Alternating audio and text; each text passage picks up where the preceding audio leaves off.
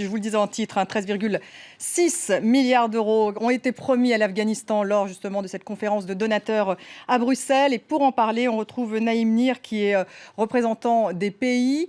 Comment évaluez-vous cette aide? C'est un montant important, mais effectivement, il y a des contreparties. Il faut que les Afghans soient plus vigilants en matière de corruption.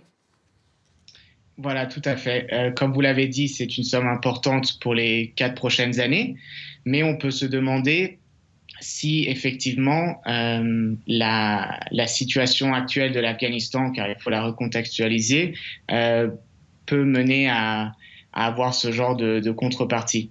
On peut se demander si le gouvernement afghan peut réellement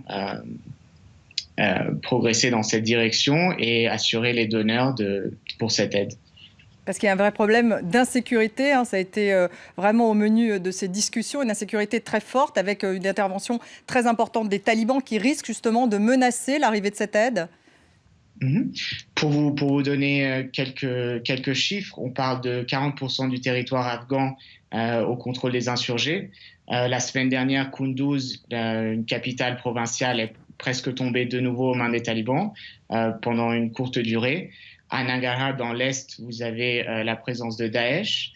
Le nombre de victimes civiles ne cesse d'augmenter depuis que UNAMA recense les chiffres. Donc vous avez clairement une situation assez difficile. En plus de ça, vous avez évidemment la poudrière qui est la relation avec les voisins de l'Afghanistan.